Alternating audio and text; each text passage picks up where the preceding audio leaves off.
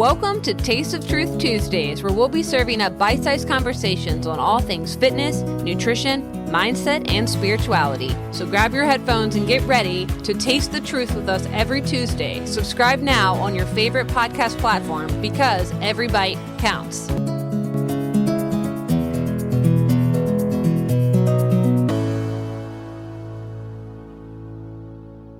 Hey, welcome back to Taste Truth Tuesdays, everybody. This is where we peel back the layers of deception, challenge the narratives, and dive deep into the truth. And today we are talking about the hidden world of multi-level marketing companies and commercial cults with our special guest and my friend, Brandie Hadfield. We are going to be unraveling the tactics of coercive control and the illusion of freedom in these systems. So let's go ahead and get into it. We are here with Brandie Hadfield with D, and I'm so excited to chat with you and learn more about your journey because it really fits in well with the podcasting journey we've been on. So thanks for taking the time to sit down and speak with us.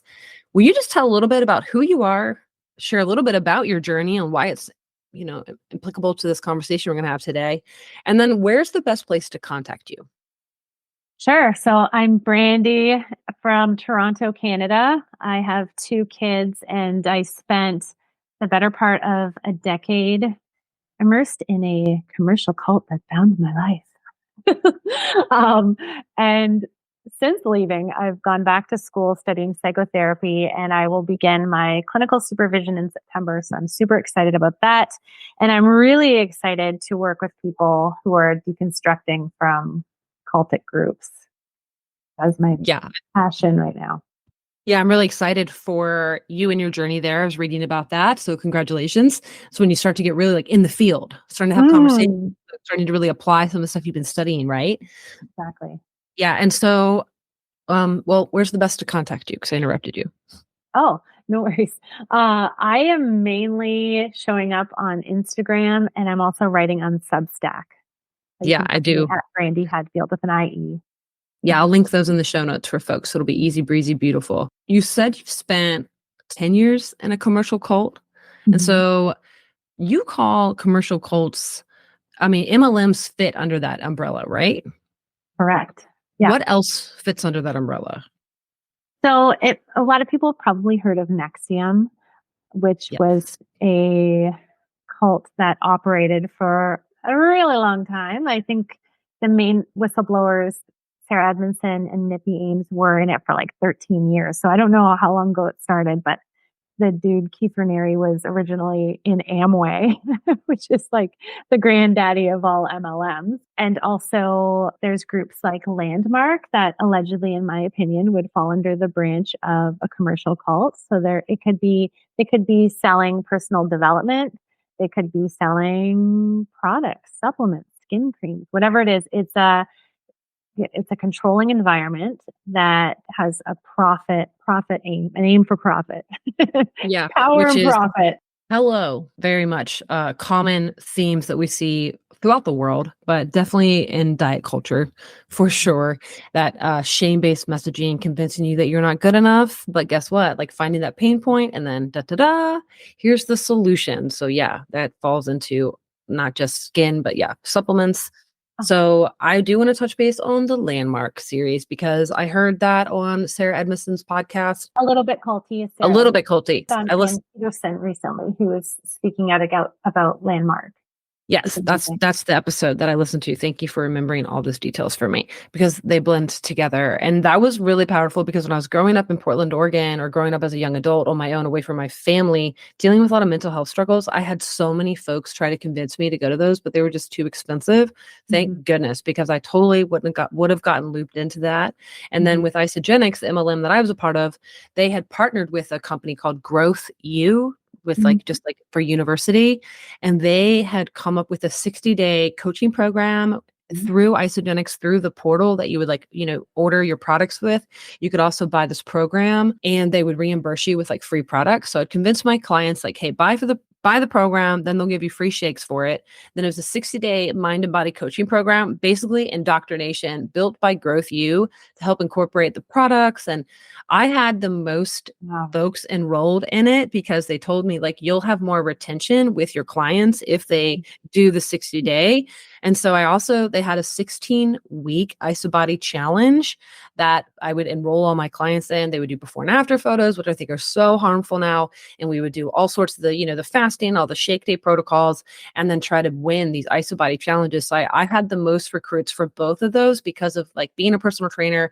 I enrolled 4 of my gym locations. It was a really big thing. And I had this whole dream of vision at the corporate events that I went to all 4 core events for multiple years in a row. And so the IsoBody challenge, all my team would look at me because they knew that'd be the biggest segment. And I'd be like crying my face off with all the transformations. And the whole thing is so insidious. So Growth U is a commercial cult. They partnered with Isogenics to use these absolutely proven psychological tactics to manipulate and to help the business make money. They know what they're doing is what we're trying to say. Exactly. That's why I laughed when you said, oh, they said you'd have the best retention. Yeah, of course you would. Oh my gosh. Yeah, a lot. I'm noticing so many. I wonder if it's every MLM, which I'm only calling it an MLM. Let's just be clear so that listeners know what the heck I'm talking about. But they are a commercial cult. I think they all have like a coaching arm because they're all real. Like the one that I left, I've seen, they have like this teal swan-esque, which just says everything you need to know. Yeah. Slash Scientology program that they're selling. So it's not enough that you enroll, but it's like they're just trying to get you to take bigger bites to get you in deeper and deeper and deeper. And if you were to then be like, I'm stuck, what do I do? We've got the answer. Enroll with a certified blank practitioner who's also going to be a leader in the company. And they're going to tell you that all of your limitations are because of abuse you can't remember or whatever. And that's super shady and fuck. Excuse my language. Yeah, absolutely insidious. And I know like the Teal Swan saga is a whole nother thing that folks in my New Age community. So I was New Age prior to being converted to Christianity. We were talking about this off mic. So I fell into these Lucifer labyrinths, as I called them when I was an evangelical. But, I still see them as bad news bears, very much like victim blaming, bypassing, so many similarities across from high control religions to the MLM and commercial cults. Right. So, when I was listening to another podcast interview that I'll link in the show notes because it was really awesome recently, where you were explaining about your kind of recruitment into the commercial cult you were in, sharing a little bit more about your journey there. And you mentioned that you felt a sense of serendipity at the beginning of your MLM journey. And so I had a similar experience. Oh my gosh, where I felt like I was guided into this opportunity. And I even got this trust the process tattoo right here on my forearm to remind myself of that feeling. It was impulsive. Hello, borderline personality disorder. Definitely, I remember the day I got that. So can you share a little bit more about how your initial experiences were shaping your perspectives and then how you dealt with the complexities and the challenges along the way? The group that I joined under, one of the daddies at the top is an author. So he wrote a lot of books, which I read.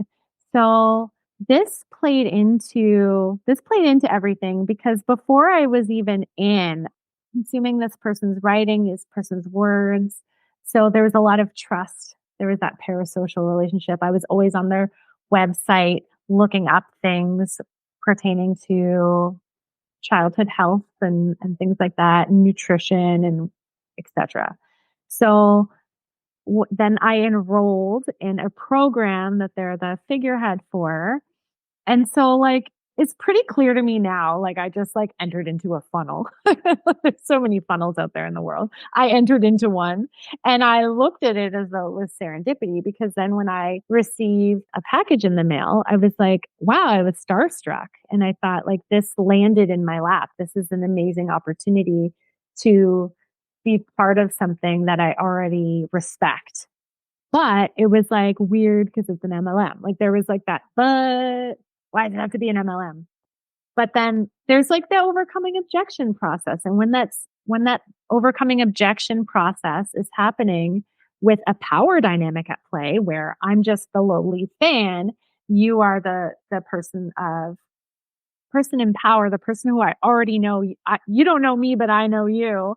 And they're giving me this script, this charismatic script.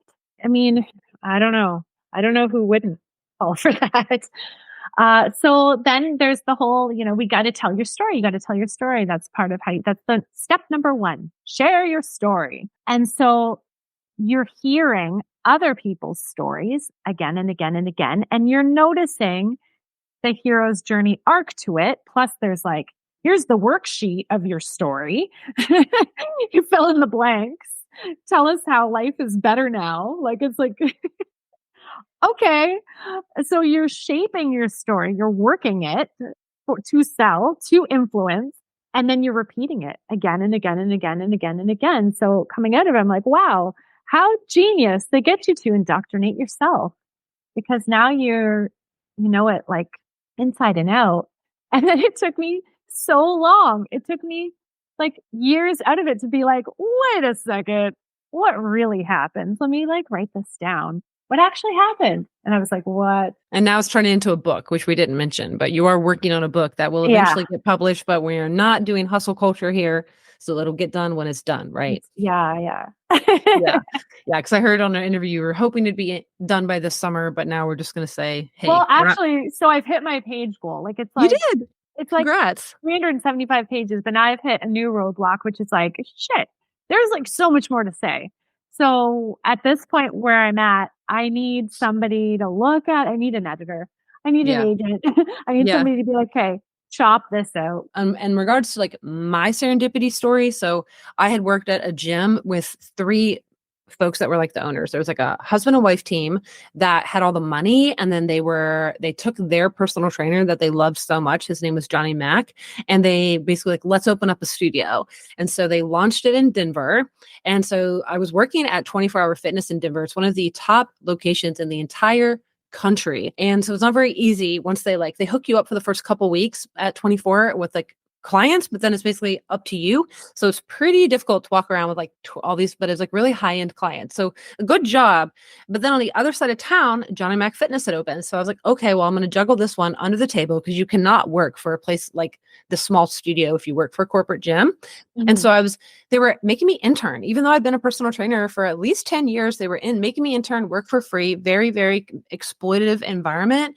And a lot of like degrading. And now that I look back on it, but what was worse is that I had actually opened up to one of my pals who's now a really famous trainer. He's like on MTV with like fitness stuff.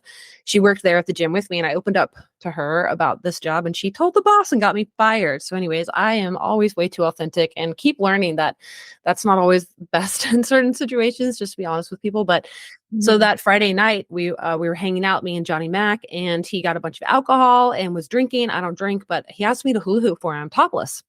And I'm a professional hula hooper, if y'all didn't know that. And so I had been teaching hula hooping at the studio. And so I felt really uncomfortable. And I was like, you know what? It's too cold. I don't want to do that. So he got up and turned on the heat. And it made me so uncomfortable. He actually said, I must have had a drink, actually, now that I remember the story, because he said, I don't want my only trainer to leave and get a DUI. So I'm going to have you sleep downstairs with me, and you can't leave until Scott is done teaching, which was the husband of. So anyways, I was literally trapped. I snuck out in the middle of the night. I was fired the next day. Mm-hmm. And I've never told that story publicly.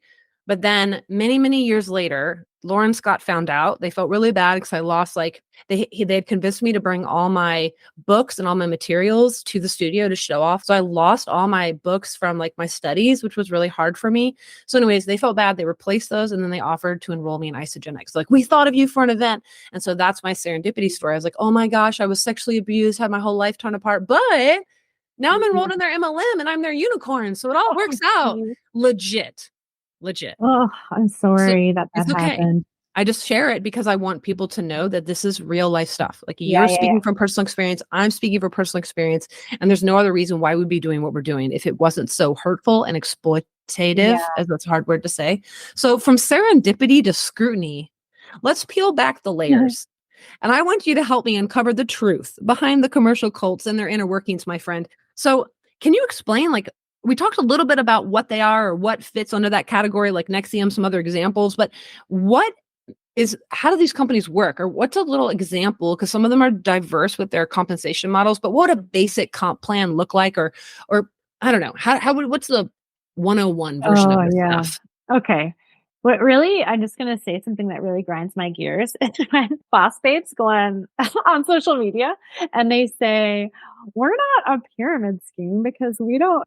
And I would say this too. I know I can say all of the objections. I was excellent at it. So I get it. I get the thought process. And if any of them realize in retrospect what they're saying, I'm open arms. We're not a pyramid scheme because you don't get paid to recruit. You can totally have a great business just by acquiring some customers. Just sharing what you love to some people. And, why wouldn't you want to do that? And you're buying shit from influencers already. Okay. No, you can't. No, you can't earn a living wage in an MLM. None of them. Zero with just customers. You cannot. And they tell you this, we don't require any minimums. You don't have to recruit to get you in. But then if you actually want to earn anything, any semblance, you're not going to earn a living wage, let's be honest. But if you want to any semblance of making something, which might equate to $2 an hour after everything you spend, you have to build a team. And so all of the compensation plans, like all MLMs, have the ones that I've looked at, thanks to always Marco, but he was talking about in one of his videos the compensation plans. They would hire a consultant or a consultancy agency who would help you implement a payment structure that guarantees no matter what you choose. There's like unilevel, binary, force matrix, all of the plans, all equal the same end result, which is that 99% of people lose money. So no matter what, off the hop, it is a deceptive system. And they love to leverage the magical thinking because they want you to just look right past that 1% and make it look like we believe in you because we see you. Most people just don't want to put in the work, but you, my friend, you are the 1%. You're the 0.5%. And I can visualize you crossing that stage. And I did a little bit of math. Fuck. I mean, I didn't understand our compensation. I'm not going to understand any of them because that's the way they're designed. They're designed so that they're not really understandable. But the bottom line, what you need to know is that most people lose money, no matter which type they use. And it's based on recruiting, an endless chain recruitment model. So, and you do get paid for recruitment. They just do it in a roundabout way so that it's not super obvious in your face. So in the company that I was with, for example, there is a 20% commission paid out on product that gets dispersed to the reps. So for me at the top commission level, I would receive 20% commission on anything that I sell. My brand new rep would get 5% and I would get the difference. So anything that my new rep sells, I get more money off of it than she does. But I'm getting compensated for developing and coaching her is how I thought of it. It's altruistic. I am earning this money. It's not off the backs of anyone. If I was at the top commission level, which I could never get to the 20% unless I built a team, but let's just pretend that I could. Let's just pretend I didn't have a team and I somehow got to the top 20%. I would have to have like 100 customers on an auto that I would have to maintain because you have to retain them. So you have to like be their best friend too, be their everything. and I would get less. I would still be under minimum wage compensation wise. I might get like $1,000 a month. And if I was working 15 hours, which if I'm managing 100 people, anyways, the math doesn't math. It doesn't. Well, I ended up just working all the time. I was just always on my phone, always on my computer, never wanting to miss an opportunity.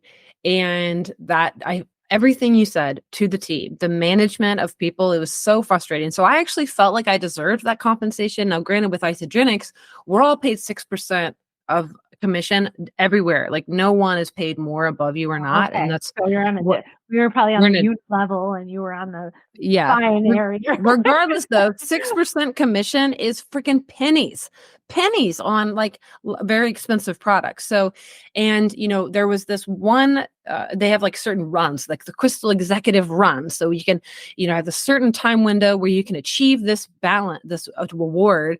And so we absolutely lied and cheated that system crazy. We, meaning my upline, I was like selling products under everybody's name, like my roommates, and just like, totally did it. And then I accidentally, you have to enroll people on a left and a right side to pop them to a consultant. I accidentally enrolled them on right and a right. So then we had like 2 minutes till the timeline and we were on the line with corporate. So I ended up sending some goodies to some chick in corporate because she pushed the stuff through for me so I could get the Crystal Executive achievement. And then when I went to the big event to like earn my party that I went to, I was so freaking tired that I could barely keep awake. You know how exhausting those events are. So I actually overdosed on caffeine that night. I did, I don't know, maybe 600, 700 milligrams in one day. I don't know. It's so too much. I was physically ill on my upline's floor of the hotel for at least 2 hours, vomiting and sweating. And they were like, we really want to go. Can you like get up and do this in your own hotel?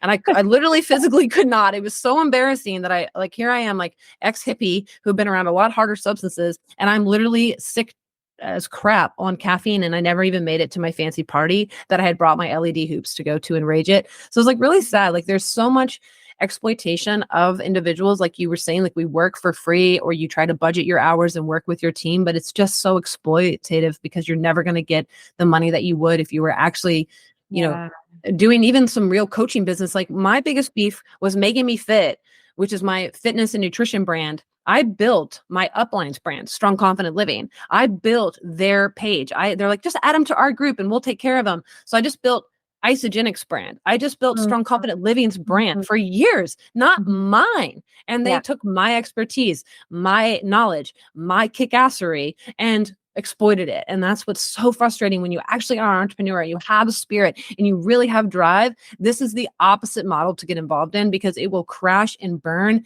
I went into massive debt. I made a total of $42,000 in 4.5 years, but I counted and tallied up how much money I spent, and it was way more than what I ever earned. And so it absolutely is completely in the negative. And if someone had taught me how to do a proper business analysis, we would have seen and cut ties way sooner. My husband just didn't want to like make me upset. He was like, whatever, we'll do this. But he's definitely like been a little more honest as we've come out of that, which because he studies supplements. Like we know creatine is beneficial. We know protein powder can be beneficial in the sports industry.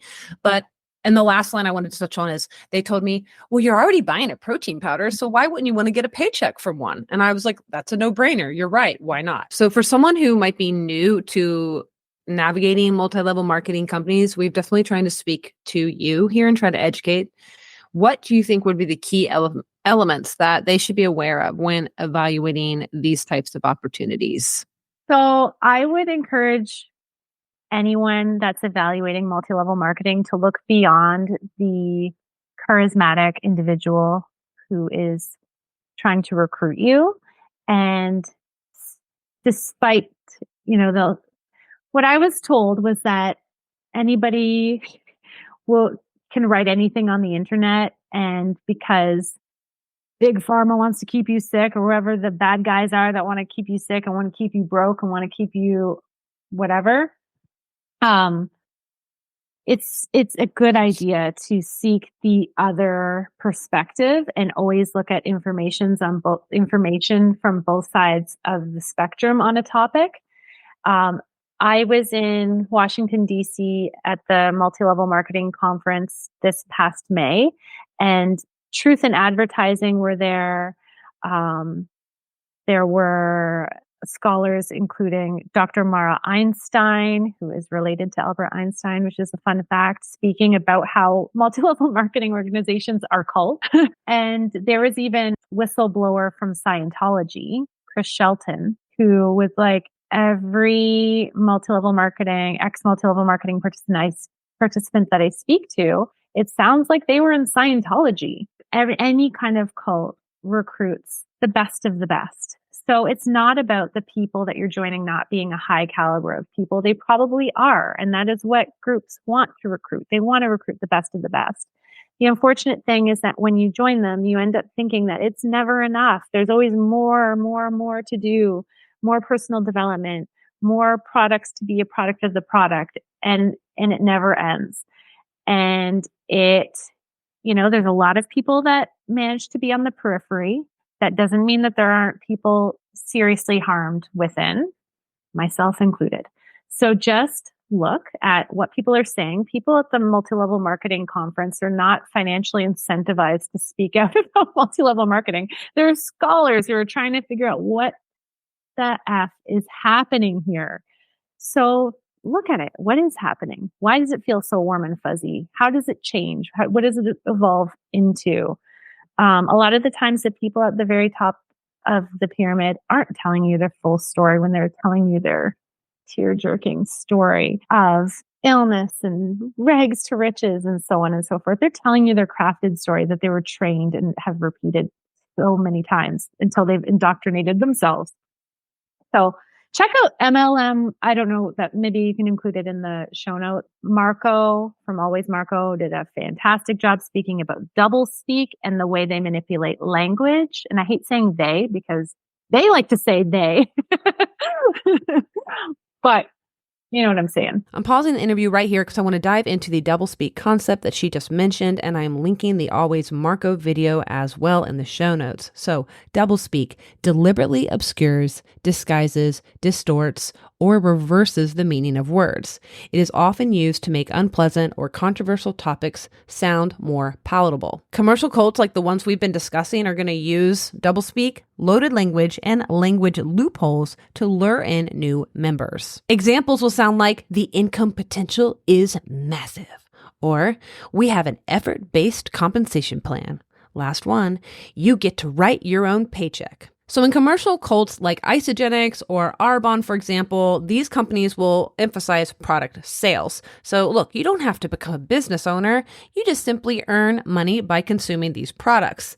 Yet, a substantial part of the income they often claim will come from actually recruiting new members. And so this is actually this misleading impression that success can be easily obtained through effort alone, but in reality, it depends very much so on building and maintaining a large downline. So participants are told to become a product of the product, and this will maintain monthly sales volumes. Like I had to consume 150 BV, so volume points every month to maintain my active account. And that was how I kept pouring money into Isagenix. I would also have to invest in marketing materials, and man, did those costs add up, which was why it's difficult to achieve these promised massive incomes that they like to say. And how they get away with stuff like this is the language loophole. So they use ambiguous or vague language to exploit gaps in the rules, laws, or agreements. And so this way, MLM reps are technically complying with the rules, while in reality, they are violating the spirit or the essence or the principle of it. So an example of this would be, my income now covers my mortgage payment. So this is misleading because we don't really know exactly how much of her payment covers all of that, and we don't know how long it took. We don't know what expenses were incurred at that process. And the loaded language I mentioned, so that's going to be using words or phrases that have a strong emotional connotation to influence the audience's perception. And this evokes positive or negative feelings to persuade the listener. And that would be like, write your own paycheck, because it's going to invoke this visualization, this magical thinking we spoke about, like manifestation, the law of attraction that we mentioned on a previous episode with Jill. It sets unrealistic expectations, leading recruits to invest their time, money, believing that success is guaranteed based on effort alone, which is absolutely not the case. So to finish up, some examples of doublespeak. So distributor will be said customer. Business opportunity is actually a pyramid scheme. Unlimited income potential is actually 99% lost guarantee. Starter kit, Ponzi scheme investment. Independent business owner actually owns nothing. There's no salary, there's no wage, there's no benefits, and you actually pay to work.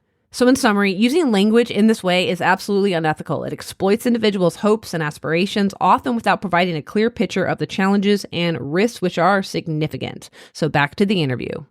I know, it's like we're not trying to create the us versus them dichotomy that is part of that dynamic. But where I stand, because I do definitely push back on myself, being like, am I becoming dogmatic here? But what I won't affirm is harm. And so I won't tolerate harmful ideologies. So that's where I'm like, no, that's not dogmatic. Like even my therapist was like, well, that makes sense. Even, on before we push record, we were talking about yum gross, and like eating food that might taste good, but then gives you gastric distress afterwards is called yum gross. And so when I was going through eating disorder therapy, my eating disorder therapist would say, that's not disordered. If you eat food and it doesn't make you feel good, it's okay to not eat that food. So there's always this like gray area to navigate. And so we are trying to do that while also educate. So you can be informed and make your own decisions. And that's what we want. We don't want to take away your autonomy. We just want you to think for yourself. And lastly, when it comes to like, checking out sources from both ends, the who's for it and who's against it, that's a great way to avoid dogmatic thinking. So you can then think for yourself, is hear the arguments, be like, and that way, hopefully you can find your own middle ground, whatever that can be. And that's definitely what we are hoping from sharing resources with you guys. So last question, Brandie, you recently wrote on Substack about the importance of including commercial cults in the criminalization of coercive control. And so there's a Canadian law that's advancing this, Bill C-332. And there's a law here in the US, it's California's law, SB 1141. I'll include information in the show notes. We're going to have lots of links down there for you guys. So can you explain how these legal developments, and these laws were inspired off of successful laws based out of the UK, if you want to go on rabbit holes down and learn about this stuff. But would you like to explain really quick, how might these developments potentially impact efforts to address coercive control within commercial cults and similar environments?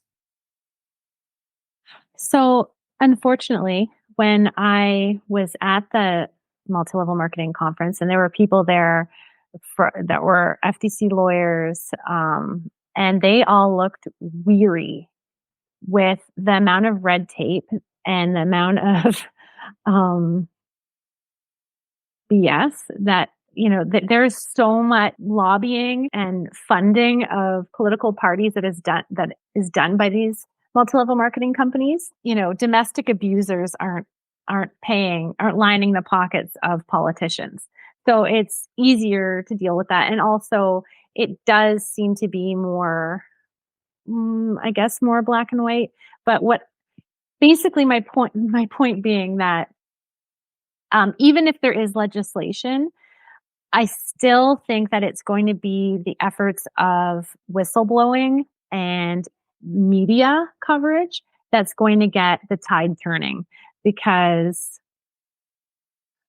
this is like a long game when it comes to changing laws, is from my understanding, from my experience. So I want people to start talking about it, but unfortunately I feel pretty discouraged about whether law is going to change. Like you look at the 1979 FTC versus Amway case, and even in that resource that I told you about, they talk about the Neora case, and they talk about they talk case law with MLMs, and a lot of times the freaking MLMs win, and it's because of that 1979 case.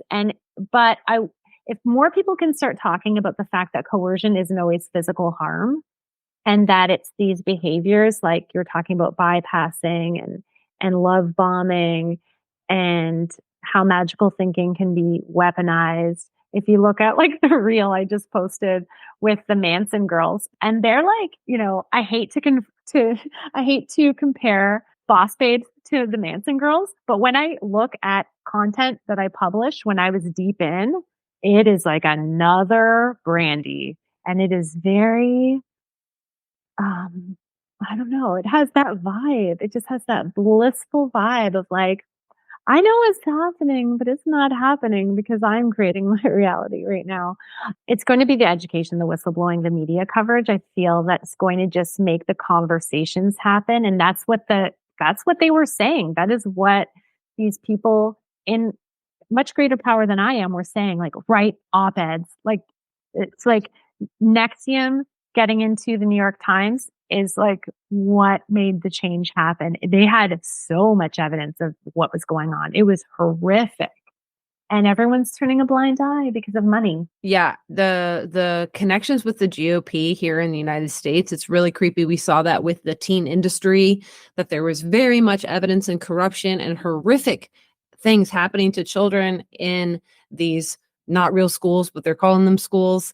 And it went all the way up to the highest courts we have in this country, and justice was still not served. It was insanely discouraging.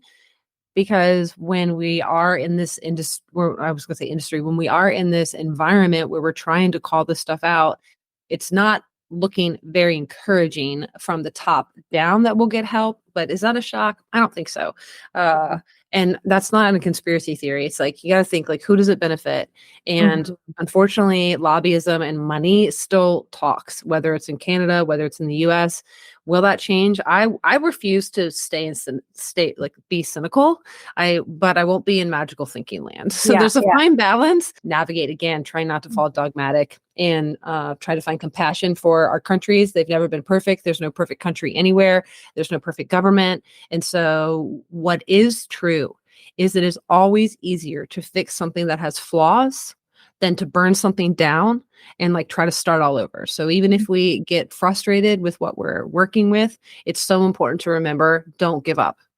Keep pushing, because it is what we have established in both nations has a lot of potential. It's just important to get active, to use your voice, to get educated, and to think critically, because that is the ultimate middle finger to coercive control. I don't think so, just for the record, that you can fix multi-level marketing. We shared a reel, someone was like smiling about like, we're here to stay. MLM is golden. We're doing good. I feel like there will always be folks that are going to be in these fundamentalist religions, even if a lot of folks are deconstructing and wanting to be more inclusive. There's always going to be folks that are going to choose MLM. But what is changing is the tide is turning, where we're hopefully, by sharing our own stories, we give folks confidence and courage to share their own exploitation stories without, realizing, whoa, I was in a cult. That's kind of uncomfortable to acknowledge, but not judge yourself, and to know, hey, they want to recruit the best of the best. Okay, then that makes sense. I am great. So you're still great.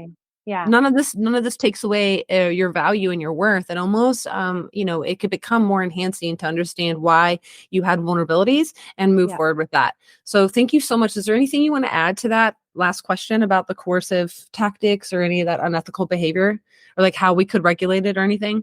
It's fraudulent. It just is.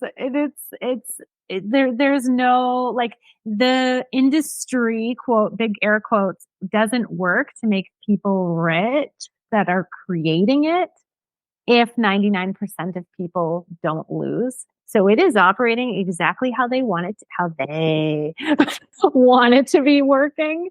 I just think that if more and more people know about it, I hope less people want to join. I hope that's the beauty of the information age, that it becomes like, it's already embarrassing. Let's make it more embarrassing, and let's stop people from joining these commercial cults. I mean, yes, I just wish that someone, like, I had folks that would try to talk to me, but I would push them out of my life. I really would. I would say, like, we can't be friends. I would it was very, very dogmatic, because like I knew a fundamental part of who I am. Because they want you to confront your identity with the organization. That is the sad thing. So I'm not saying because my husband said the other day, like, I wish I would have kind of pushed back more. And I was like, there's nothing you could have done. Like, yeah, it would have made it worse. So it would have made it worse. You would have had to get a mediator. You would have had to done some. So you did the best thing that you could by loving me through it. I just hope that people see it sooner. And, if like, I'm not Boss Babe Mary's friend. So she comes across my content. We don't have a relationship. It's cool. She can hate me. Because the people who are closest to those people, you really can only just love them and try to keep them connected to who they are beneath the veneer of the pseudo self. Yeah. And learn how to set boundaries, because, my upline still peeks into my DMs and tries to recruit me in the next company that they're in or something. So sometimes they'll never let you go until you really make sure that they know that you're not there. So there's a lot of difficulties navigating coming out of commercial cults, coming out of any sort of high control group. So it's definitely important to make sure that you learn how to safely share your story. Be careful when you share your story. I went out there friggin' guns blazing and didn't do any investigative reporting for my safety, to prevent getting sued.